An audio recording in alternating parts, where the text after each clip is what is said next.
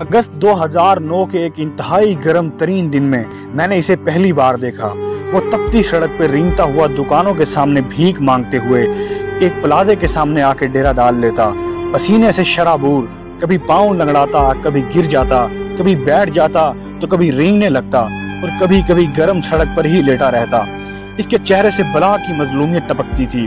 बिखरे बाल और दाढ़ी, घने और गर्द आलूद मैले कचाले कपड़े, फटे हुए पुराने जूते। मैं रोज इसी मखसूस टाइम से इसी जगह से गुजरता। उसे देखकर तकलीफ से कुर्सा जाता कि ये कौन लजबाल है, किस कदर मजबूर होगा, जाने कौन कौन इसके घर में किसकी पहुंचाई चोट इसे इस हाल में ले आई, या गुर्बत और अफलास का मारा है। ऐसे सवालात रोज मेरे जहन में जन्म लेते। जिस दोपहर की शदीद गर्मी में मुझे घर से निकलना गवारा नहीं, इस गर्मी में वो तपती सड़कों पर रेंगते न जाने कहां से आता और कहां को चला जाता। मैं हैरान था कि इस गर्मी में हम ठंडे कमरों में बिस्तर पर लेटते भी गर्मी महसूस करते हैं और वो आराम से इस आग जैसी जलती सड़क किनारे पर भी लेटा रहता है तो कभी बैठ जाता है। एक बात जो मैंने नोट की कि इसके लेटने की जगह मखसूस थी। बदकिस्मती से इस जगह के ऊपर कोई सायादार चीज भी मौजूद नहीं थी। हाँ, बस रोड के दूसरी तरफ एक प्लाजा जरूर था जहाँ रश इतना ज्यादा नहीं था और एक तवील तरीन तंग गली सी थी जिसमें कुछ मकान थे। सब लोग अपने अपने काम में मगन और वो मार्केट से होता हुआ इसी प्लाजे के सामने आके सड़क किनारे ही लेट जाता। इसकी नजरें हमेशा प्लाजा पर ही रहीं। ऐसे कई महीने गुजर गए मगर मैंने इस शख्स का कभी नागा नहीं देखा। हफ्ते के 7 दिन वो अपनी ड्यूटी समझ के वहां मौजूद रहता। यहाँ तक के माह रमजान ईद पर भी इसी जगह ही देखा गया। बारिशों के मौसम में भी मैंने इसे इसी जगह बारिश में भीगते हुए देखा। मेरा कलेजा हलक को आने लगा कि ये कौन है, ये क्या माजरा है कि जानने की जुस्तजू बढ़ गई। शायद मैं रोज ही उसे देखने लगा तो मेरे जहन में उसकी एक तस्वीर सी बन गई। घर आता तो भी उसे सोचता। बारिशें गुजरी, फिर सख्त धुंध में भी सर्द तरीन दिन देखे, इनमें भी वो पागल इसी हालत में वैसे ही वहाँ मौजूद रहा। रफ्ता रफ्ता मुझे यकीन हो चला कि दुनिया में इसका कोई नहीं, शायद कोई मजनू है या फिर मेरा मामूल बन गया कि जब भी वहां से गुजरता तो उसे कुछ ना कुछ दे दे। लेकिन वो टस से मस ना हुआ। उसकी नजरें एक ही जगह जैसे गड़ सी गई हों। गजब का रौब था उसकी आंखों में जिन्हें पलक झपकना भी गवारा ना था। मेरा इस रास्ते से गुजरना दिन में होता तो उसे देख लेता। गालबन 12 जनवरी की यक ठंडी रात थी। बाजार बंद हो चुके थे, रोड वैरान था। मुझे अचानक कहीं से जाना पड़ा तो इसी रास्ते से गुजरते हुए मेरी नजर इस पर पड़ी। वो वहीं लेटा हुआ था और ना ऊपर कोई चादर, ना पाँव में जुराबें, ना जिस्म पे कोई स्वेटर। चंद लम्हे इसके पास जाके मैं ठहरा। वो वैसे ही खामोश इसी जगह नजरें टिकाए लेटा रहा। मैं सख्त सर्दी से कांप रहा था। उसकी सर्दी का ख्याल करते हुए मैंने अपनी शाल उतार कर उस पर डाल दी तो इसने कुछ भी कहे बगैर वो शाल पांव से घसीट के उतार फेंकी और करवट बदल ली। मैं चुपचाप वापस आ गया।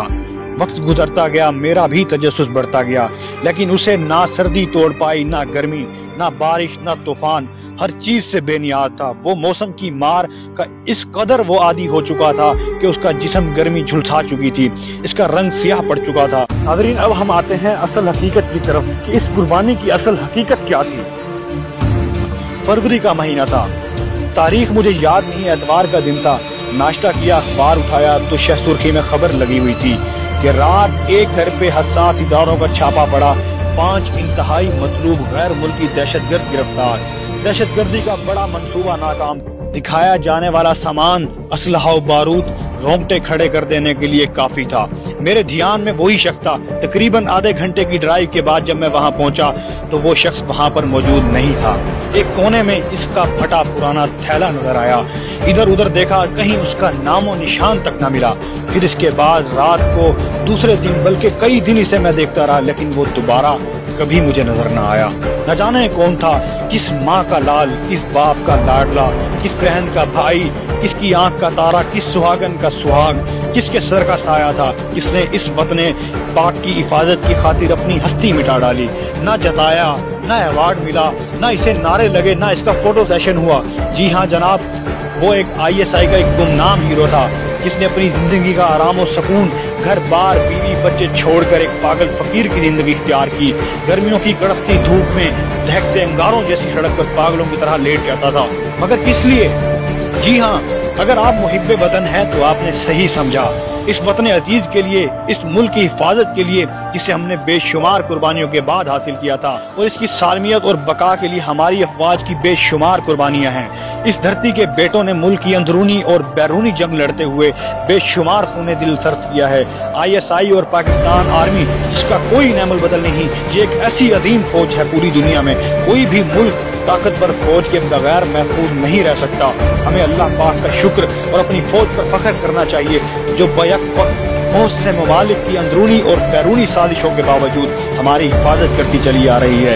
मगर कुछ बेगैरत गद्दार वतन दुश्मनों के आलाकार बनकर शरपसंदी फैला रहे हैं। हमें इस बात को समझना होगा। अल्लाह पाक हमारी इस पाक धरती पर उठने वाली हर मैली आंख को इन अफवाज पाकिस्तान के लिए निकाल फेंकेगा, इंशाअल्लाह।